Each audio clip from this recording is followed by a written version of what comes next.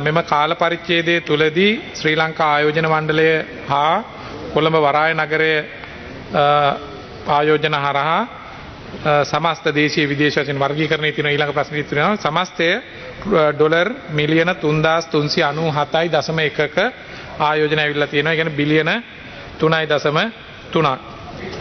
වසර 4ක හෝ කිලෝමීටර් 50,000ක අසමසම වගකීමක් සහිත යාටියා T5L ඉලෙක්ට්‍රික් ස්කූටරය.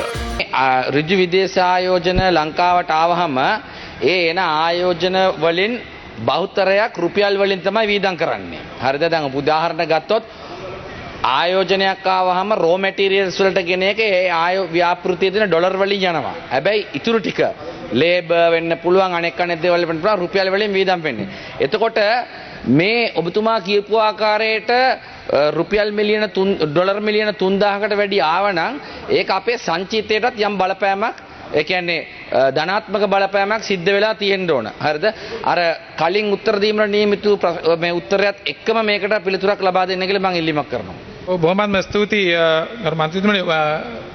ඒ ඩොලර් වලින් ලැබෙනකොට ඔබ කිව්වා වගේ සංචිත වලට එකතු වෙනවා. ඒ වගේම තමයි මේ ව්‍යාපෘතිවල රුපියල් ප්‍රමාණය මේ වියදම් වෙනවා පඩිනඩි වෙනවා. නමුත් බහුතර ප්‍රමාණයක් මේ ව්‍යාපෘතිවල ආරම්භ කාලයේදී ඉදිකිරීම යන්ත්‍ර සූත්‍ර මිලදී ගැනීම මේ විශාල ප්‍රමාණයක් නැවත ආපස්සට යනවා. එතකොට මෙහි ප්‍රතිඵල විදියට මේ ව්‍යාපෘති ක්‍රියාත්මක වෙලා ඉදිරියේදී තමයි සංචිත ගොඩනැගීම සහ ආර්ථිකයේ දායකත්වයේ ඍජු වශයෙන්ම ප්‍රමාණාත්මකව මනින්න පුළුවන් වෙන්නේ. දැනට මේ ආපු ප්‍රමාණයේ සුද්ධ වශයෙන් රැඳිලා තියෙන ප්‍රමාණය අනිවාර්යෙන් සංචිත වලට එකතු වෙලා ඇති. නමුත් සම්පූර්ණ ඩොලර් මිලියන 3300ම එකතු වෙන්නේ නැහැ. රැකී රක්ෂා සම්බන්ධයෙන් තියෙන මේ හැම ඇමුණුකමම තියෙනවා ජනනය වෙච්ච ඒ සමාගම සම්බන්ධයෙන් 70,000 උදාහරණයක් විදිහට ගත්තොත් මම එකක් ඔබට සඳහන් කරන්නම්. පළවෙනි ව්‍යාපෘතියේ 70 මම ඔබට සඳහන් කළා 71ක්. ඒ අනුව රැකී රක්ෂා එතනම තියෙනවා 70,533ක්. දැන් මම මේ අහන ඊළඟ මගේ දෙවෙනි අතුරු ප්‍රශ්නෙට මේ මම ජෙනුයින් පිළිතුරක් බලාපොරොත්තු වෙන ඔබතුමාගෙන්. දැන් මේ ඔබතුමා ව්‍යාපෘති ගණනාවක් ශේස්ත්‍ර 4කින් පෙන්නවා. හරිද? එතකොට දැන් මේවා givisumගත වෙච්ච ඒවා තමයි ඔබතුමා පෙන්වන්නේ. සැබෑ මේ givisumගත වෙච්ච ඒවායින් සැබෑ ලෙස දැනට ආරම්භ කරලා තියෙන ව්‍යාපෘති කීයක් තියෙනවද? එහෙම ආරම්භ නොකර ව්‍යාපෘතියේ givisumගත වෙච්ච ඒවායින් කොච්චර විශ්වාසයක් තියෙනවද ඔබතුමාට මේවා ආරම්භ කරනවා කියලා වෙලා?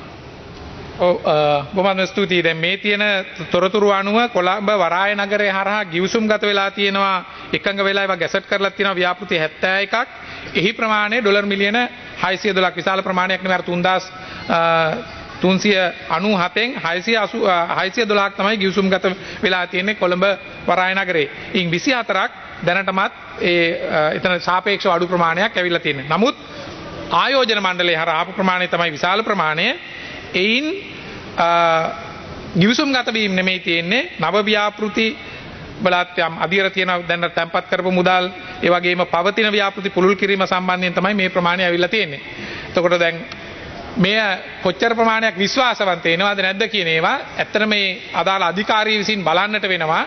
ඒ තොරතුරු අපිට අවශ්‍ය නැහැ ඉදිරියේදී ලබා දෙන්න පුළුවන්. මොකද සමහර ඔබක වගේ ගිවිසුම් ගත වෙනවා, මූලික වැඩ කටයුතු කරනවා, ප්‍රමාදයන් සිද්ධ වෙන්න පුළුවන්. දැන් අපේ ආයෝජන මණ්ඩලය විසින් මේ කටයුතු අධීක්ෂණය කරමින් ඉන්නවා.